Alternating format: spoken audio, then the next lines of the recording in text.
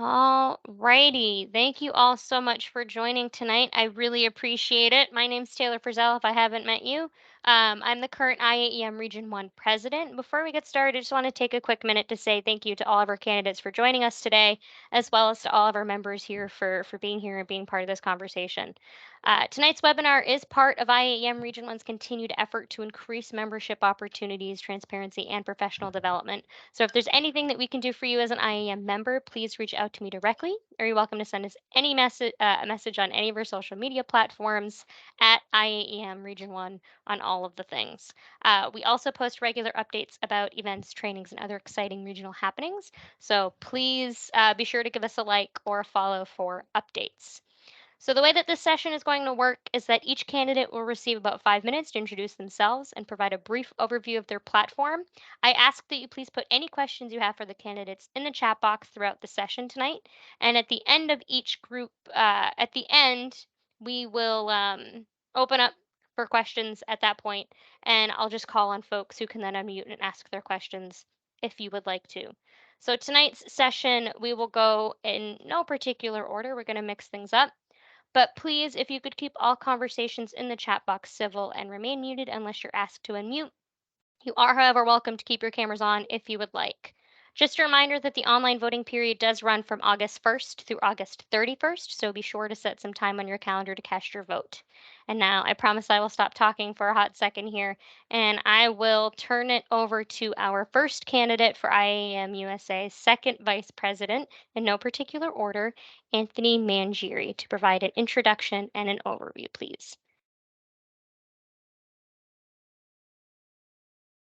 Sure, why not? So, good evening. My name is Anthony Mangieri. I've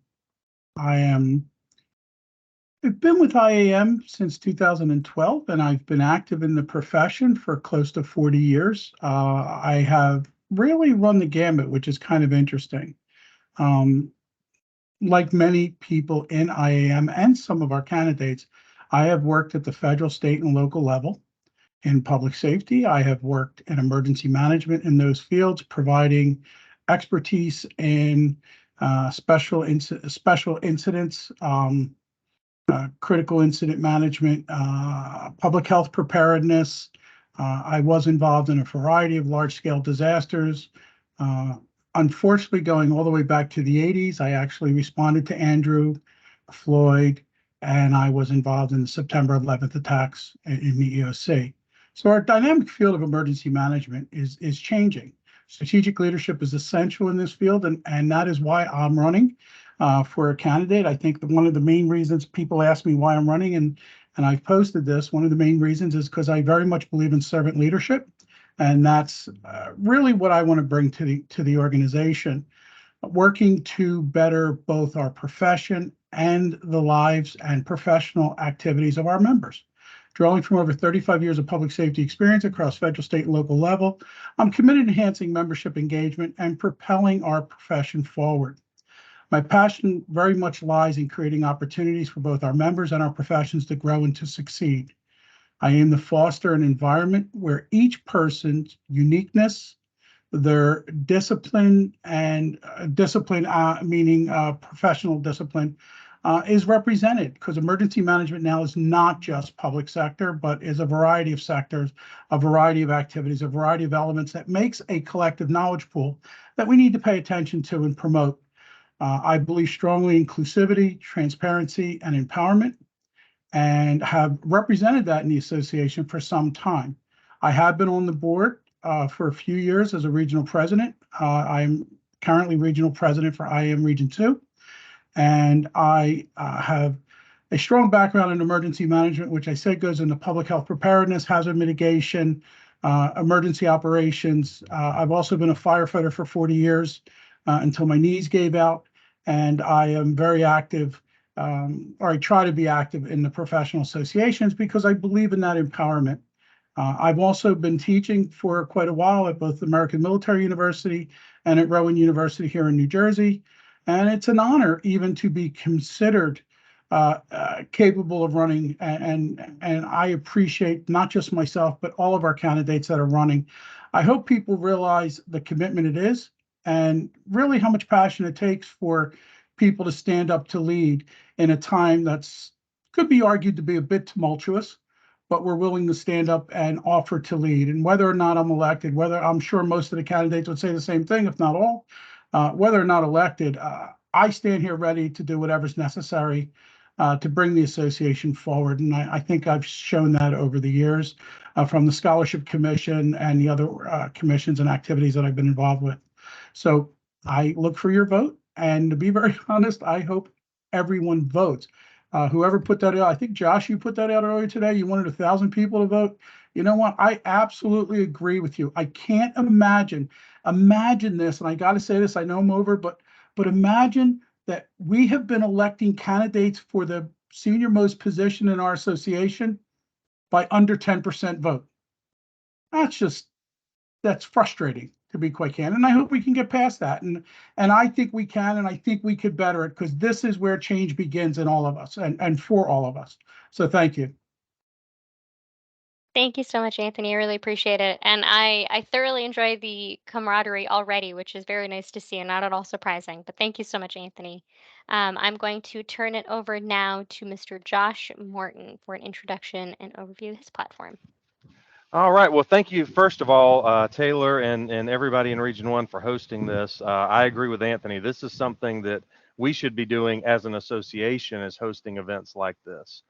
For those that I haven't had the pleasure of meeting yet, my name is Josh Morton. I'm the Emergency Management Director for Saluda County, South Carolina. I've been the Emergency Management Director here for the county for about 11 years now. Prior to that, I spent about 6 years working for the South Carolina Emergency Management Division in the Regional Emergency Management Program. Uh, Actually got my start in emergency management. It was kind of by accident.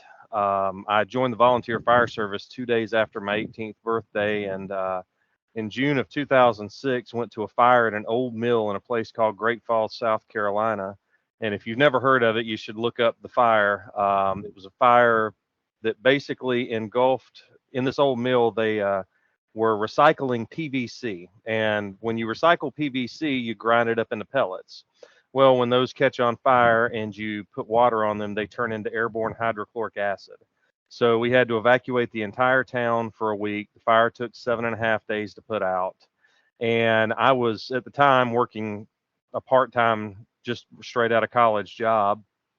And uh, I was working my job during the day and going spending all night in the command post. And that was my first real experience and exposure to emergency management. And I was hooked right off the bat. So I got my first job working for the Chester County, South Carolina Emergency Management Division as a CERT team coordinator and emergency planner. I was only there a few months before the state picked me up, but have thoroughly enjoyed working in this profession for the past almost 2 decades now. But back in 2013, I joined IAEM. Had wanted to join whenever I worked for the state, but couldn't get the funding and honestly didn't make enough money to pay for it myself, and couldn't go to the conference anyway, which is the main reason I wanted to join in the first place, was to go to the conference. But I joined, and I'm not just saying this because I'm running for second vice president. This association to me is probably the most worthwhile thing I've ever been a part of professionally. From the first moment that I joined, I've had opportunity after opportunity to meet and network and connect with people, to learn from people that I never would have had an opportunity to even have a conversation with in any other arena. Being able to sit in a room right now with Anthony and Jonathan and Dr. Bob and Taylor, we're people that never would have connected in any other way aside of this organization. And so being a part of this has been really, really a big deal to me. Over the past few years, I've gotten to serve. I was on the Region 4 Conference Committee for several years. I was Region 4 President from 2020 to 2022. From 2021, 2022, I was elected by the regional presidents to serve as their representative to the executive committee. Currently, I represent IAM on the CUSEC-led Community Lifeline Support System Steering Committee. I am also the chair of the Bylaws Committee. So I've been around in different roles for about 8 years now in different ways. Why did I decide to run? Um, First of all, I love serving. I love serving this association. I love being a part of it, and I want to continue that time of service.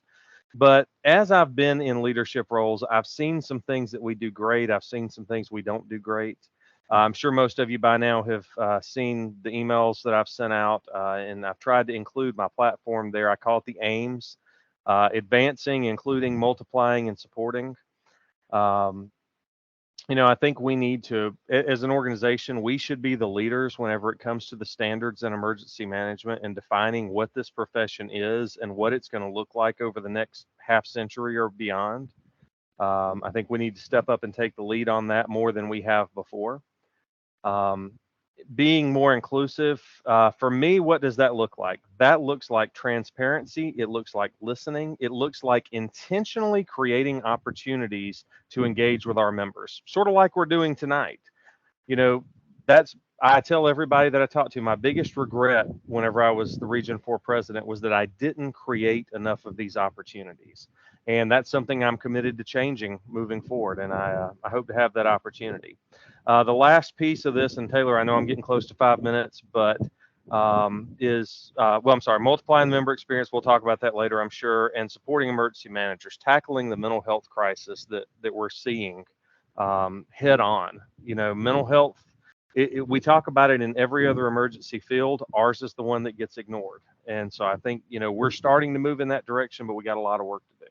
But I'm excited to see how the rest of the forum goes. And thank you, Taylor. Awesome. Thank you so much, Josh. And just a note for folks who just joined, the session is being recorded. So if you are not comfortable with that, you are welcome to jump off. I will also say if you have questions, you're welcome to add those to the chat box. But if you could just remain muted unless you're asked to unmute, that would be very helpful. I blame myself. I get distracted very easily. I'm much like a toddler in that regard. I think, is Dr. Bob still on here with us? I think I saw that he might have had to drop. Are you still with us, Dr. Bob? I'm still with you. I dropped off for some reason. The gremlins came back and haunted him off, and I'm back on. Perfect. All right, let's toss it over to you then, sir.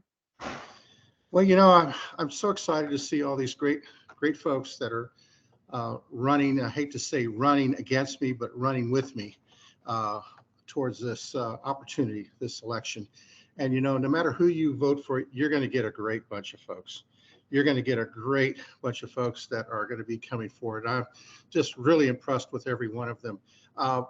I was thinking about how I was going to approach this discussion, talking about my platform. So I would like to basically personify and both operationalize it at the same time, because in 1993, 30 years ago, I was just returning back from a one-year tour in Mogadishu, Somalia, where I was the medical director of the United Nations throughout all the horrors and everything that had gone on that 1 year, Black Hawk Down, many, many different things that had occurred while we were there.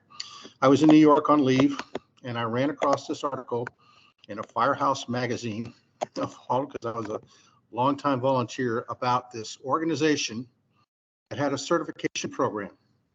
And that organization back then was known as the National Coordinating Council on Emergency Management, or NECM. There was no such thing as IAEM yet. It was called NECM. And they had a certification process for certified emergency managers, which was a very novel concept. And I checked into it. I started going through the application process. There was no test yet, but it was quite a documentation process. And I saw this and said, this is really good, because it is making people really demonstrate who they are, what they're capable of doing, their experiences, their education, their knowledge. Everything is being captured, and it's raising the bar of acknowledgement and recognition of this great field of emergency management, which I had been doing, well, since about 1979, 78, 79. And I applied, and I was blessed by receiving my certification in emergency management. about a year later, or actually, I don't know how many months later, I got a request asking, would you consider being on the certification commission, the STEM commission? And I said, wow, what an honor. And I went up to Emmitsburg, Maryland, and met up with, oh my gosh, it was the director of emergency management for the city of New Orleans, the emergency manager for Kansas City, and they had somebody who was a state director. And I'm going, what have I gotten myself into? You know, I am just some poke, you know, Air Force major who's been in the field working emergency management within the military and also civil sector. And then they told me that our main job at this SEM meeting was to validate the new SEM exam, and we would be all taking the test. I'm going, what are you talking about? Are you telling me I have to take a test? And I've got all these pillars of what I consider emergency management in the same room with me, and I was already awed by this, and I actually did well. I mean, without any study, any prep or anything, and it was kind of like I felt balanced, but I felt also valued in as much as I was surrounded by these great folks, what I considered pillars in the profession, and I felt being an equal. And from there, I said, you know, that's great. This is great. This is really showing me the type of individuals and caliber of people we have in the field, and you know what we're actually trying to do. And of course, we validated the test, the entire bank of questions, and then I was invited to help set up a uniform services committee for this new organization that was starting to come around. We were kind of transitioning between NECM and IAEM, and they needed to have a uniform services committee.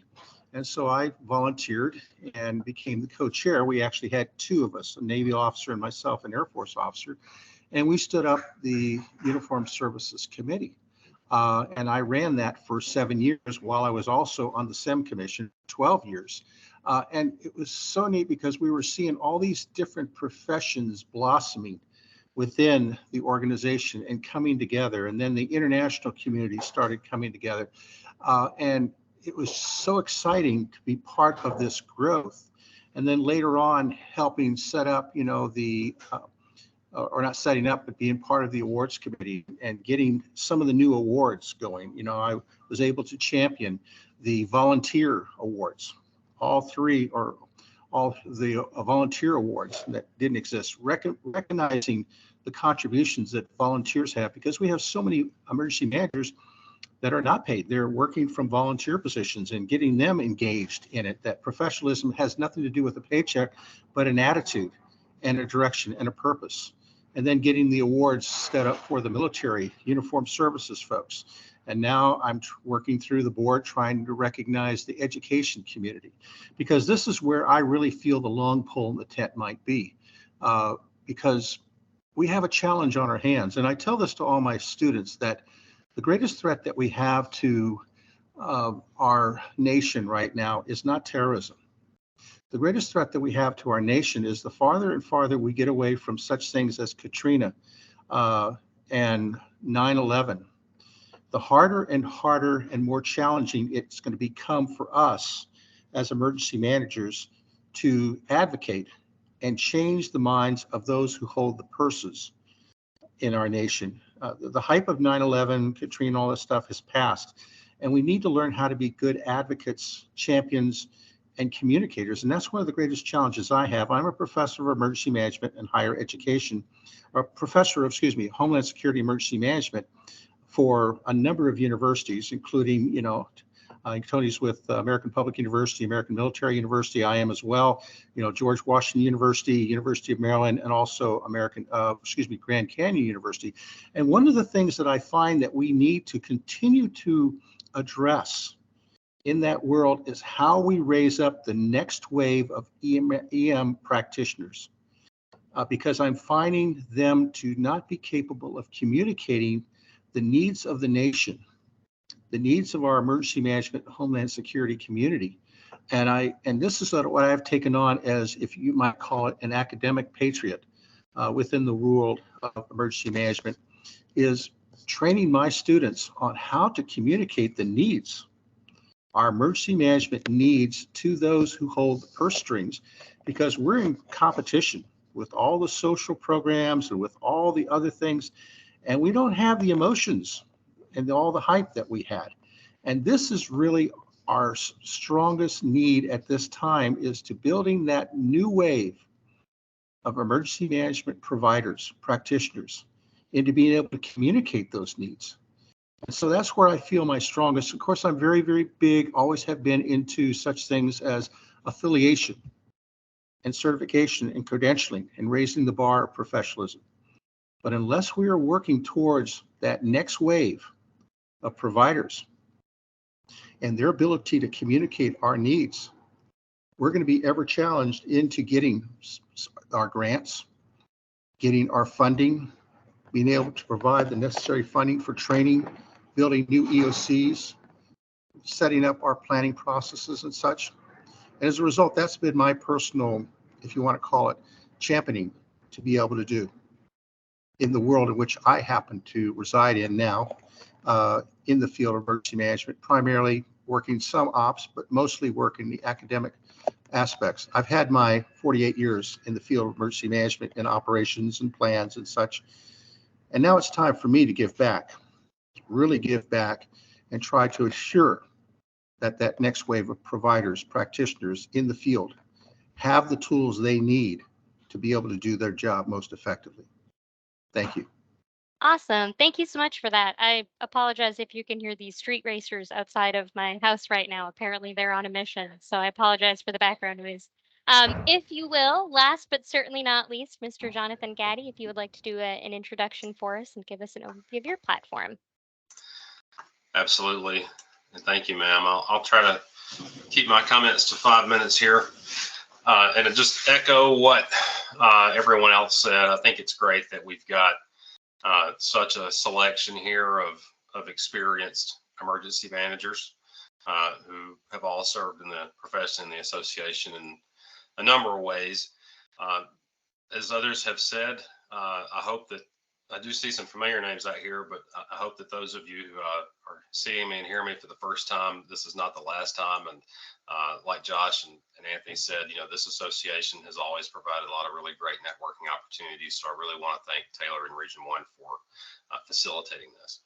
So she said, my name is Jonathan Gaddy. I want to spend just a few seconds telling you a little bit about who I am and how I got here, as well as why I'm asking for your support in this election.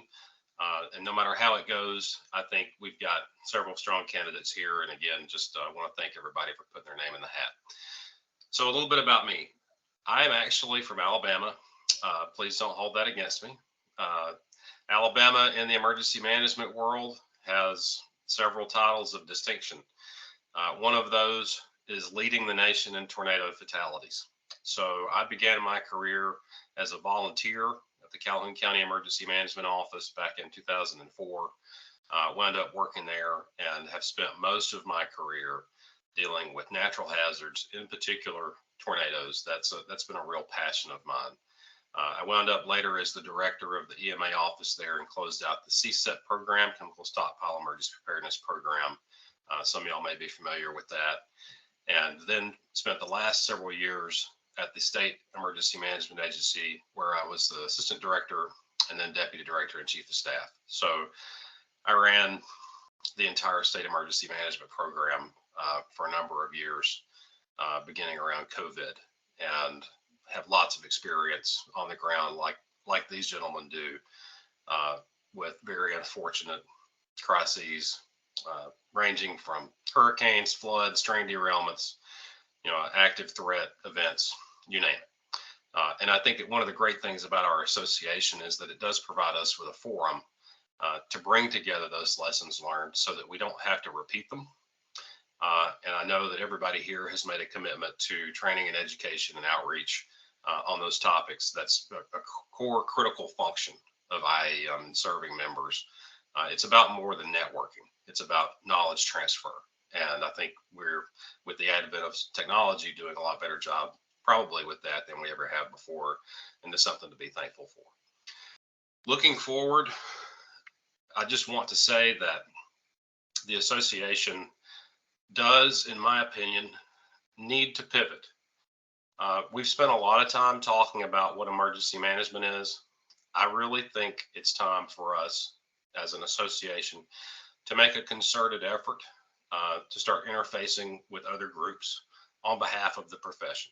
What I'm talking about are other national level associations. Obviously, we've got strong relationships with FEMA and other government agencies, but emergency management really needs a seat at the table.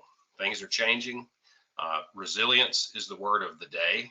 A lot of federal funds are being driven around that topic, and it's going to have a generational impact on how we do our jobs. It's already having that impact. I don't know that the association has quite caught up with that yet collectively. I think we're all probably struggling individually to see where we fit in as this landscape is changing. And as we know, a lot of that change is being driven by federal investments. I recently made the shift over into higher education. My current job, in addition to consulting, is as a clinical assistant professor at Idaho State University. So education and training is near and dear to my heart. I've been able to serve the association for a number of years as a liaison to FEMA's Emergency Management Institute. And the one thing that I see there in a lot of those conversations is that emergency management gets conflated all the time with incident management. And I think those are very different things. I think this is part of the identity crisis that we've struggled with in our profession. You know, making a clear, parallel, yet close relationship between the response and recovery operations that we have a very important role in, alongside a lot of other professionals, while also clearly marking out what it is that we do differently. And that's bringing networks and relationships to play both before and after a disaster, no matter what kind of organization we're working at. So really looking forward to some of the Q&A tonight, and thanks again for the opportunity to be on. Of course, thank you so much. So we are going to go ahead and move on to the question portion of this evening. As we do move into candidate questions, I'll try and alternate the answering pattern to give everyone a fair shot at responding. Candidates, if you could just please keep your answers to about 2 minutes for the sake of equity. That way we can also try and get through as many questions as possible here. We certainly I've gotten a few via email and text message and in the chat box here. So we're going to go ahead and kick things off. I will go ahead and let's flip it actually right on the reverse here, and we'll start with Mr. Gaddy here. If you could please answer this question for me. So IAM hires an association management firm to help support the operations of the association. Staff perform a variety of activities ranging from sending emails on behalf of volunteer leaders to representing the association at conferences. Every activity that is tasked to the staff comes with a cost or a commitment to our contract. So, what are your thoughts on how we can most effectively utilize the IAM staff and provide more opportunities for volunteer leaders? I know that's kind of long, but just some setup there. If you'd like to go ahead and start. Yeah, I'm aware there are a lot of strong opinions about the association management firm. I don't have any strong opinions other than just to say that every interaction I've had with the member of the professional staff that we have currently has been professional. And I think that they've done a good job representing us as far as I see from my standpoint as a member and someone who served, as a liaison for the board. Looking specifically into the future, I do think it's something that we need to consider because we don't really have the opportunity to put practitioners in front of panels, committee meetings, attending other conferences. That's a really important part of what it means to be a professional association. Some associations handle that by hiring policy staff. In a narrowly focused field, like I'm not going to give any examples, but just looking at some other industry associations, it's easier for them to find and bring on board junior and mid-level, really sharp people that can work day to day for the association and represent the interests of that membership in meetings and conferences and put papers and reports together and stuff like that. I don't know that that's going to easily work in emergency management simply because there's such a breadth of issues. It would be really hard to find a team of 2 or 3 people that we all could support and agree on representing us across the board. I think there's an opportunity there, as the question was phrased, to find ways of putting our practitioner members in front of those opportunities so that people who are already engaged in the association can represent the rest of us on issues. But that's got to be done fairly and equitably. And so in summary, I would just say there's absolutely a balancing act that has to be done between engaging and effectively leveraging the professional staff, as well as providing those opportunities for members. Excellent. Thank you so much. And Anthony, would you like to go next? I did bounce out for a bit of that question, but I understand you to be asking our view on the association, the interaction with the association, the value of the association. Well, so I can paraphrase it a little bit. It's kind of just setting up the premise of what IAM does and how everything's kind of contracted to billable hours and that sort of thing. So every time we ask, it's an additional kind of cost and labor commitment. And so the question specifically is, what are your thoughts on how we can most effectively utilize the IAM staff and then provide more opportunities for volunteer leaders? So a couple things. I've been, and you guys have heard this rant from me, which is why Josh is smiling. I have been on the board for a bit, and I constantly argue this point that we can get the association on our behalf, by mind you. Everything they do should and must be by our behalf, on our behalf. We can get them to do anything. There's a cost involved. The other part that people have to realize is, and this is really important from listening to Jonathan talk, people confuse a professional association with a lobbying ability. We're actually, by Commonwealth charter, our corporate charter, specifically barred from lobbying. And so there's a balancing act that has to be done. And Jonathan, you used the words perfectly. Policy is our purview. And I think we have to do more in promoting that. The other thing I have said is that I believe that we need to have better corporate design and governance. I really strongly believe that caucuses should be subject matter experts and they should have a responsibility. And I know he's on the call, but I lost him. We've talked about OPRs and the concept, and I really strongly believe caucuses should be designed so that they are putting together subject matter monoliths or information content for distribution, so that we are putting out position and policy papers from our memberships, not from a small body, but from our memberships. And that's what Connects is supposed to do. Those of you that have been around long enough, I lobbied for Connects before it existed, because I think that the biggest thing that we can do is to put content up and facilitate our membership's expertise in that way. So I believe caucuses should have an annual requirement to do something, whether it's a webinar, a workshop, a position paper. Let's get together and define what you're going to do in a particular expertise. And with the community of emergency managers and membership, put out policy and recommendations. The second thing is there are committees, and I believe committees should be designed to run the organization, and they should have some check and balance system to interact with the board so that the board is not completely autonomous, but has to work through or in partnership with committees. And the better way to describe that is to be informed by committees who are the membership. The third is that we have these things called commissions. We have two commissions currently in IAM USA, the Scholarship Commission, which I chaired for a long time, and the Certification Commission.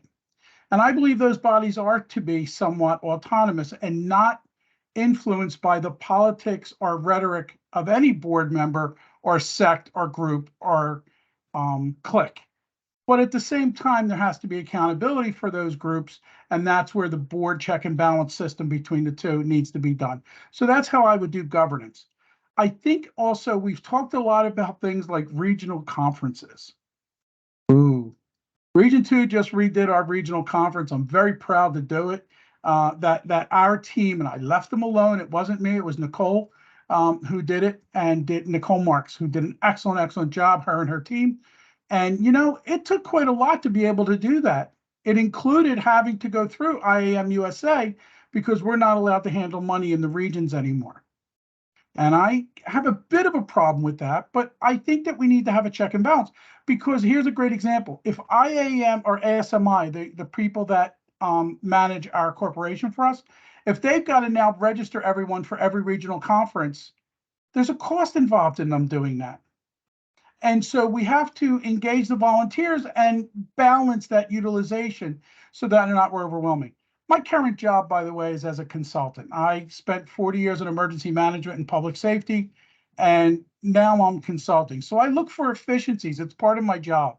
I also, by the way, teach program management and analysis, which makes me laugh because it really does make your brain work weird when you start doing program assessments over and over again, because you're constantly looking at improvements. And the one thing I keep seeing is the repetitive nature that we keep going back to IAM USA's business partner, the people that manage our program, and telling them we need to do this and we need to do that. And that's fantastic because they're experts in running an association. But there's a check and balance that we need to do and make sure that our memberships are able to be engaged, not just go back to the association at every turn. And there's a cost. There really is. I mean, fair's fair, right? They're in the business of doing business. Thank you very much for that, Anthony. And the same question for you, Dr. Bob. And please let me know if I need to repeat any of it. If you would repeat it, because I've just been Sure. fascinated listening to Anthony and the other folks, kind of, I guess, portraying their perspective on it, their own little crystal. And I want to make sure I'm locked right into the core, so I Of can bring it course. from my side of the pond, how I see it. Definitely. Yeah. So, in a couple of minutes here, what are your thoughts on how we can most effectively utilize the IAM staff and provide more opportunities for volunteer leaders?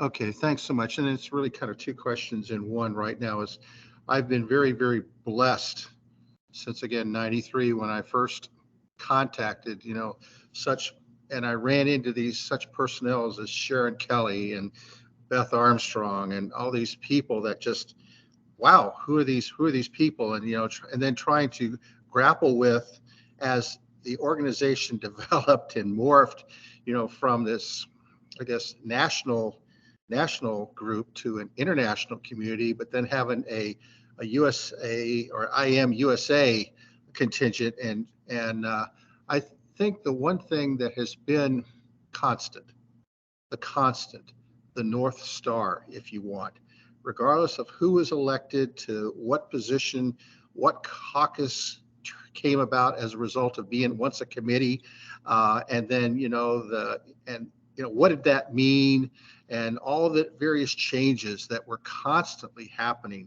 and still happening. It's an organization. If you look back 30 years and you start looking at all the changes, the one thing that has been consistent, the one thing again that has been the North Star, regardless of what your feelings were, were they getting our money's worth, were they taking on roles that were maybe outside of their purview, however you looked at it, is the ASMI group has been there as that core single, if you want to call it, I don't want to call it single point of failure, but that single point of success, in as much as they have kept the springs going and kept the momentum of the organization.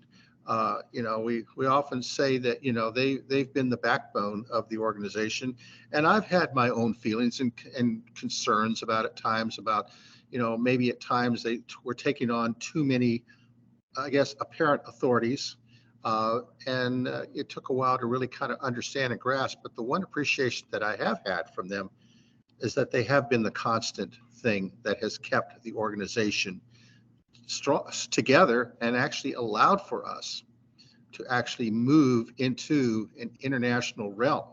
I mean, when I first saw that, I was completely against the whole idea of going international. I can tell you right up from the get-go. But then I saw, mainly because I was traveling overseas all the time with the military, the value in what it was offering and the diversity and the perspectives on things.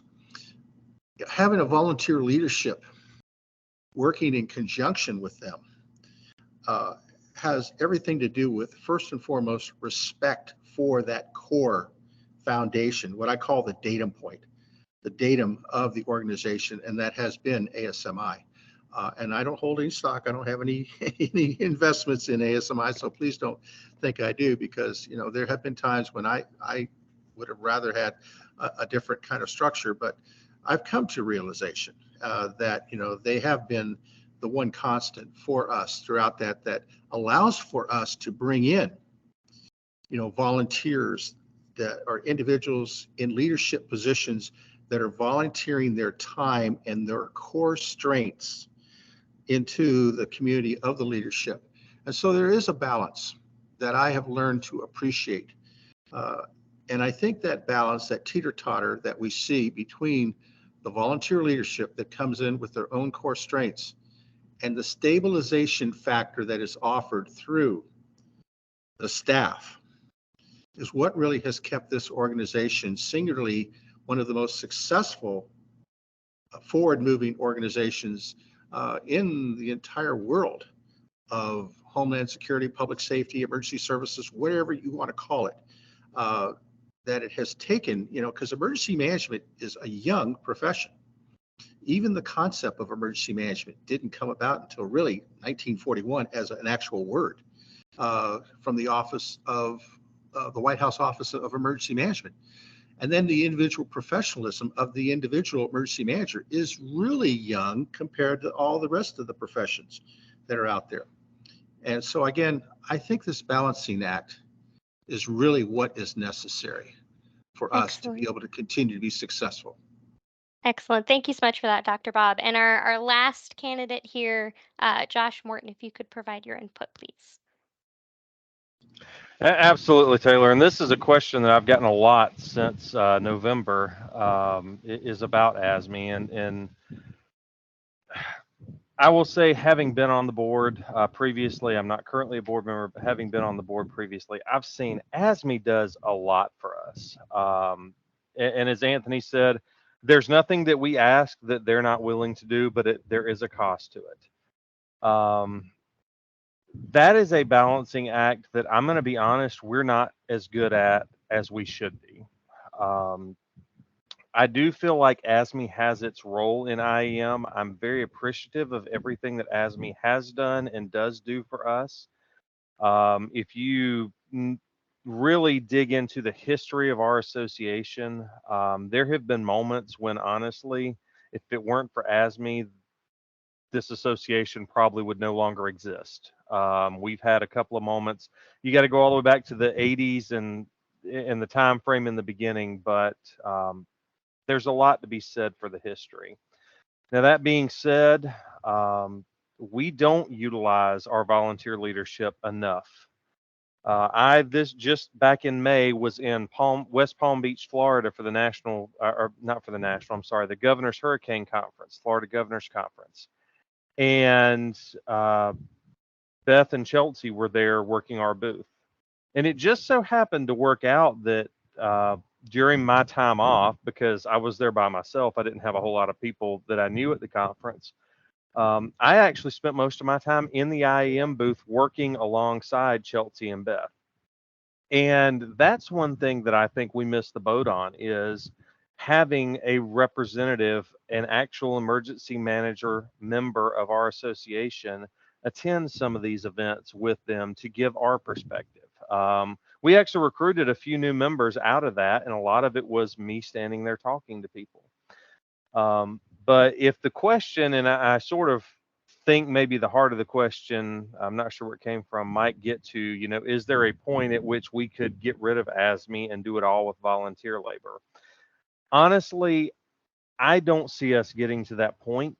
I think that ASME still has a very active role to play in our success, but I do think we could be smarter in the ways that we utilize them. And I do feel like there are opportunities that we could step up the role of some of our volunteer leadership, particularly relying on our regional presidents, our national officers, to fill some of the roles that they're filling, particularly when they're out representing us publicly. So I tried to keep that answer short to get us back on track, Taylor. Awesome. Thank you so much, Josh. I'm going to move to one of the questions we have in our chat box here. I don't know if Richard's still on, but he had asked, what will you do to support the peer-reviewed literature and increase the dissemination of that research to the line emergency managers who may not have a research background? Excellent question. Thank you so much for asking that. I will go ahead and pull a name out of a hat here. Anthony, would you like to kick us off on this question? Yeah, I actually put my comment in the chat. Oh, Um, perfect. I think that the IAM Connects is exactly why I wanted that. I think that IAM Connect is an opportunity to provide peer subject matter material that can be reviewed, discussed, and put forward as IAEM's position, policy, discussion. It depends on what formality we want to give it, but I think it allows the opportunity to have dialogue and discussion and to build a library of information, monoliths, briefs that emergency managers then can utilize to be better informed in their decision making. We're not all experts in all parts of emergency management, but as a collective, look at the expertise we have that we're not calling upon to assist us. And in my world, for example, my background in public health doesn't mean I know anything about hospital preparedness. But if I walk into a hospital, I know there's a caucus I can reach out to and say, what do I need to know about this topic or that topic that's relevant to the issues of the day? Excellent. Thank you for that, Anthony. And Jonathan, would you like to go next? Yeah, thank you. I think that's an excellent question. I don't disagree with anything that Anthony said. I'll sort of pivot a little bit in my response. I think one of the things that differentiates me from other folks in this association, it's probably that I see IAEM as an organization that advocates for and represents an entire profession, not just the members. When we're talking about what the responsibility of an association like that is in that capacity, we have to ask ourselves, what are we doing actively to raise the collective level of awareness and knowledge around really important topics, not just within our own members and not even with just emergency managers in general, but with the entire community. And so the question, as I see it, really relates to the standing of emergency management as a thing in the world, as a profession, and what the core mission of the association has in terms of its responsibility to effectively message that outwardly, upwardly, in all directions, all the time. And a big part of that is speaking factually and staying current as the world is changing and we have new research findings coming in. I'm not sure that we do a great job with that. We have a really good team of people that works on our bulletin. It's more of a newsletter. It's a great platform for communicating with the members. But when you look at the association, we really don't have any publications that go outward. We don't have public facing policy statements. We don't have, synopsis or case reports, case studies on disasters. We're not telling our message to the rest of the world on what emergency management is, what we can do. And I think that solving that problem is absolutely crucial to maintaining the continued relevance of this association. If you get online and look at any other national level association, you're going to find that. You're going to find PDF documents that are professionally done by graphic designers representing the views of the membership on key issues. We don't have that. We struggle internally to coalesce around those things. And if you ask any one of us an opinion on something, you're going to get a different answer. That's a real handicap for the overall association in terms of our forward movement. And I think that the question sort of points to that as an aspect of it, but it's really part of a much bigger challenge. Excellent. Thank you. And Josh, and then once you're done, we'll close it up with Dr. Bob here. Go ahead, Josh.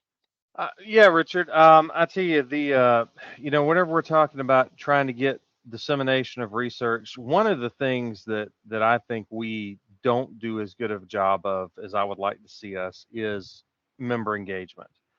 You know, in this kind of a forum, but also through Connect, through emails, through whatever means that we have of trying to disseminate the information. Now, part of that is getting the information and getting it out to people. I will say the Government Affairs Committee does a pretty good job of disseminating information, but the rest of our groups within IAM and IAM as a whole could do a lot better job of getting actual data, actual information out to our members. So I definitely agree with you that we have a lot of work to do there in getting out the information. But part of that is also, you know, I am having access to the information and being able to disseminate it. You know, some of the things we obviously couldn't take an article out of a professional journal and just distribute it to our membership because there are copyright infringements there and things like that. So we do have to be mindful, particularly with you know, with the literature, that we are disseminating it legally. I want to make sure that we are getting good information out, but we also have to make sure, particularly when we're talking about literature, that we are being within what we have a right. But you know, I think we have a lot of areas to improve, and this is one that I certainly could see, and I hope that you will get involved in helping us find a better way to do this. So, Taylor. Excellent. And Dr. Bob, go ahead and close us out on this question. Well, you're talking to an academic. I'm a guy who's come up from the hollows of emergency management operations and plans and found myself captured within this world of academia, which is surrounded by another world of research. And, you know, having done my doctoral studies, you know, I certainly have found a void within our own discipline, and most specifically within the IAM community of having a journal, having a place for research, have a place where the providers and the practitioners of the field can turn to academia and say, we need your help to find out about this. What is going on? And the threshold of doing that is within the world of research, and having individuals in academia doing that pioneering, doing that trailblazing, looking for things. And that's always, when you've looked at a profession, that which defines the depth and the if you want to call it the experience and level of profession, is not the number of tornado outbreaks and the number of hurricanes that you've participated in and the lessons learned and all the t-shirts you've collected, but where are you going into the future outlook and seeing what is out there. And research, you know, in the academic world where, you know, I kind of reside right now, is that, if you want to call it that, Starship Enterprise, going where no man has gone before, and exploring those thresholds of uncontested research, where we can find out maybe not so much the answers, but what are the questions. And oftentimes, I often try to tell my students, well, in order to do research, you have to have first a problem statement. And that problem statement is not that so much you want to solve the problem, but you want to at least address it, and you want to frame it with research questions, which allows for that research to go even farther and live and breathe. And I think that's the one thing that is lacking, is that we've been responsive. We've come up with great ideas, but we haven't launched into that, if you want, a galactic journey of taking our exploration even farther. And the platform of research will allow for us to do that. But it's going to be, again, an espousal between the emergency management community and academia to be able to do that, to take us to where no man has ever been. I love the analogy. Thank you so much. So I do want to be respectful of folks' time. We only have about 4 more minutes here. So I will take and compile all of the remaining questions that we weren't able to get to tonight, and I'll put them in an email for our wonderful candidates to answer. And I'm happy to put that in our newsletter and provide some additional awareness about some of the things that you folks are hoping to have as part of your platform. Um, just a last minute reminder for folks who might have joined us a little bit late. Elections and voting does open starting tomorrow, August 1st. So I encourage you to take what you've learned today, or wait a couple days until we get some more information from these fine folks here. And I really do encourage you to vote and encourage all of your peers to vote as well. I think the goal was 1,000 people, right? We would love to see that number. I think that's a fantastic goal. So I will compile these questions here for you, and I'll make sure all of the participants of this meeting, our candidates, and our Region 1 members have access to all of the responses from these fine candidates here tonight. If there is anything else that I can do for you here in Region 1, you're welcome to email me at iaem.r1@iem.com, and I will make sure that we help to kind of channel any of those questions where we can. Thank you all so much for joining us. Thank you to our wonderful candidates for being here today. I know we only had an hour, but I really hope that folks found this valuable. I know I certainly did. So thank you all so much for joining, and enjoy the rest of your Monday night. Take care, folks. Thank you so much. Thank you. Of course. Thank you for being here. Josh, I did not know you were a firefighter, sir. Yep, Those since old, 2 days after my 18th birthday. So those old black hats have to stick together. absolutely, absolutely.